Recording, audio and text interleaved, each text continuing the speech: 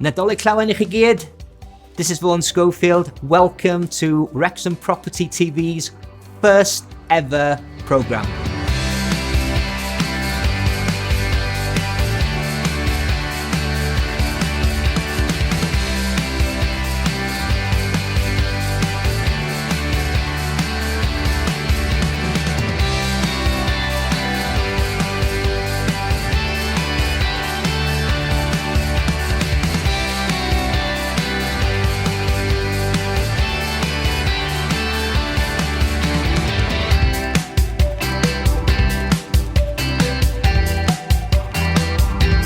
So let's have a look at what we've got coming up in this month's Wrexham Property TV first ever episode.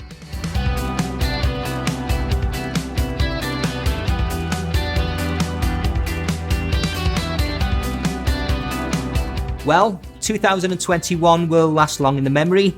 It's been quite a year, particularly for the property industry. I want to outline to you the key statistics relating to the Wrexham property market for the past 12 months.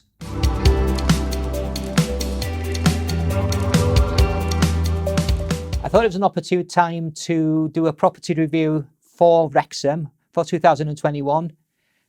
It's been a remarkable year. Nobody called on the fact that the property market would behave in the way it did. In fact, contrary is true. They thought the property market would tighten and there would be some plateauing of prices, or there'll be slight property dips. In Wrexham, property prices grew by an average of 15%, the 5-year average being 18%. So here's a breakdown of each type of property and how it performed in the county of Wrexham last year. Apartments or flats accounted for 5% of the total sales mix, and it flatlined in terms of price increase. Terrace property accounted for 26% of the sales mix and enjoyed an 8.6% increase in property prices. Going on to semi-detached properties, that accounted for 34% of the sales mix and enjoyed a 16.8% price increase. And detached properties accounted for 35% of the sales mix in the county of Wrexham, and they enjoyed a whopping 18.2% of an increase in property prices. Last and certainly not least is bungalows, and bungalows performed better than any other type of property, enjoying a whopping 23.7% price increase in the county of Wrexham over the course of 2021. The average house price, depending on the type of property for Wrexham and Wales as a whole, is as follows for 2021. The typical detached house in Wrexham has an average selling price of £266,727, whereas in Wales it is £287,886. Semi-detached houses. In Wrexham, the average paid is £154,000, whereas in Wales, it stands at £172,000. And on to terrace properties. In Wrexham, the average paid was £122,000, whereas in Wales, the average is £130,000. Going on to apartments and flats, the average recorded in Wrexham was 101,792. In Wales, it's 124,000. But that's sales. What about the rental market in 2021 in Wrexham? Well, I think the biggest influencing factor for the rental market in Wrexham this year has been the diminishing number of rental properties on the open market. That's private residential properties. I would estimate there's been as much as certainly a minimum of a 40% decrease in the number of rental properties available. Now, this has had a huge, dramatic effect, and the implications of this change has had some quite distinct effects on the market, with rental prices having increased by over 20% within the last 12 months. Now, why has this increase occurred? Well, I would put it down to simple economics. Demand for rental property has remained high and is projected to become even greater. The supply has significantly diminished, and the equation therefore is high demand plus low supply equals much higher rental prices. That's the summary. It would be interesting to see whether you agree or not. The broker looks after your mortgage from start to finish, all the way through inquiry. We hold your hand from the first point of thinking about getting a house right the way through to the issue of the offer and you collecting your keys. We can help you every step of the way. The broker has access to, for instance, 90 plus lenders, and each lender has their own essential storybook. Each lender will lend a different amount. So you could find yourself being able to buy a property of your dreams as opposed to a first step property, because each lender lends a different amount. Each lender will use your variable income in a different way. Their interest rates do follow the economy. However, it also is very much impacted by service levels.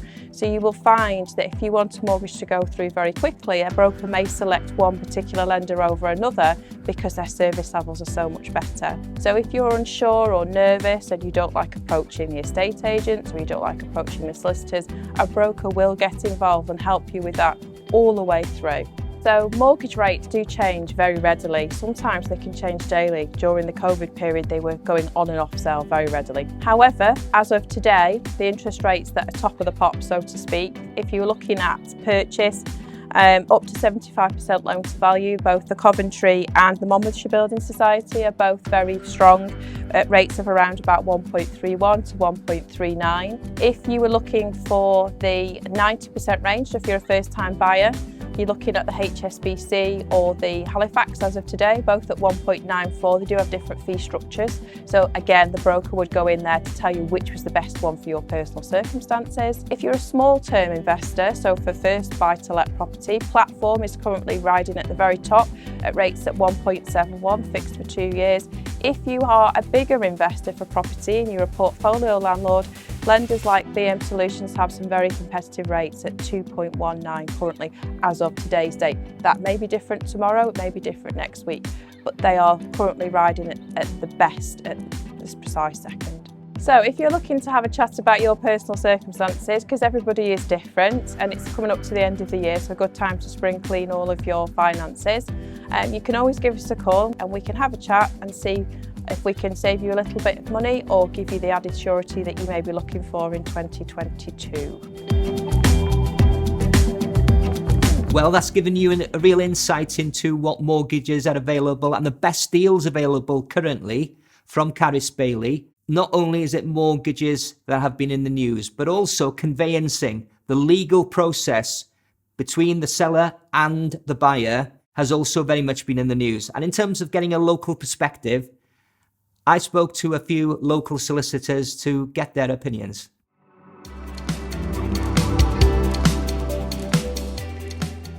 Well, our solicitors practice saw a huge increase in conveyancing for the last 12 months. It probably increased 3 or 4-fold, I'd say. Chains were hampered slightly, so times were delayed on completions. There were certain factors influencing that. The local authority was searches.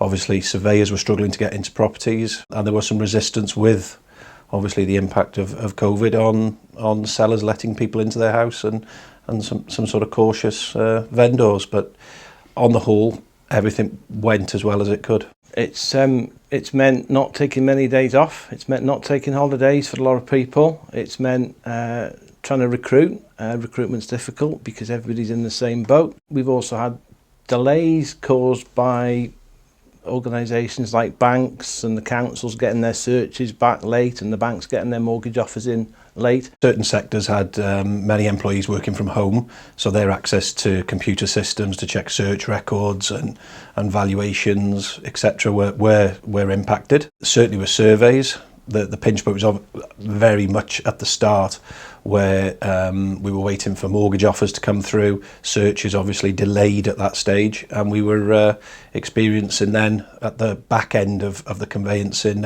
process issues with removals. It's never really settled down since then. Obviously we had the stamp duty holiday, which got extended. We were all looking forward to that ending, to be honest, so we could take a breather. It hasn't eased off at all. It's still really, really busy, and it's with email correspondence coming in all the time, it can be quite a challenge to actually keep on top of it all at the speed people want you to keep on top of it. From our side, we're now seeing the land registry catch up from all registrations, so they're coming back now with maybe requisitions, and they're questioning completions that happened 6-9 months ago. So we're very busy with new instructions. I think we are back to what we would call normal. I think what I would suggest to people is if you can, where possible, maintain a healthy dialogue with either the seller or the buyer, as the case may be, and it usually makes things a lot smoother if everybody can sort of speak to each other and get on.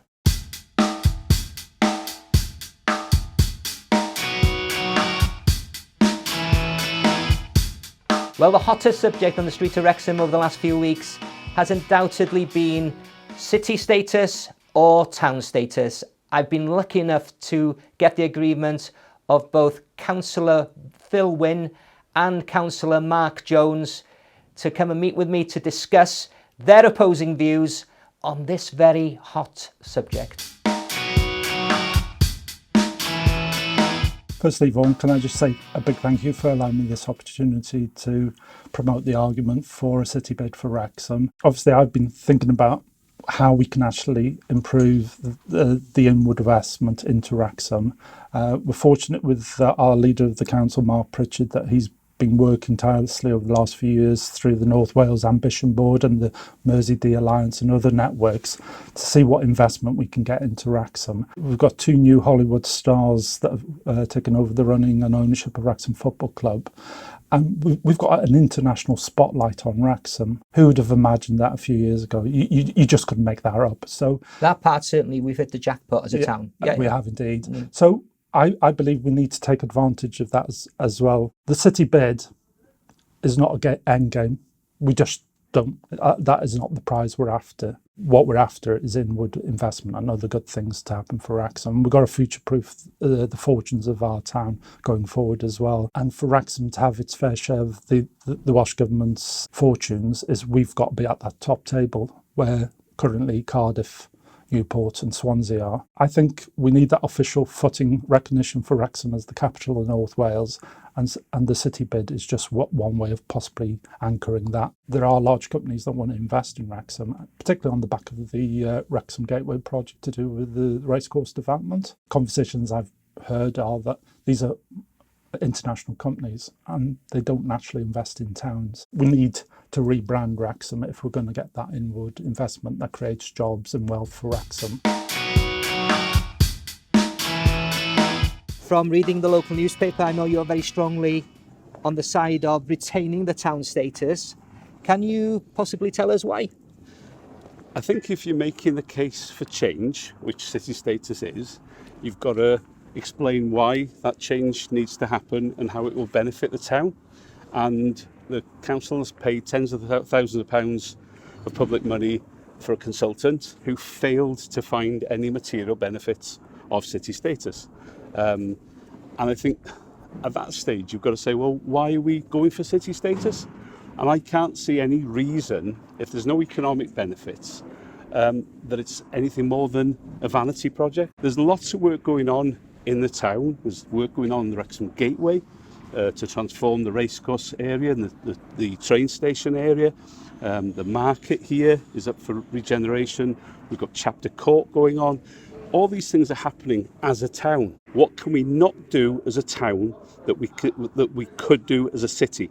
And nobody can answer that because there is no answer. The danger with the notion of a city is that a city can become urban sprawl, it can lose its identity, it can lose its sense of community. So from the towns and the cities that have previously put in a bid for a city of culture, do they need to be cities? Because the title does say city of... They have deliberately changed the criteria so that in cases such as Wrexham, you're a town, you can bid. 4 of the 8 bids on the shortlist for City of Culture are not cities.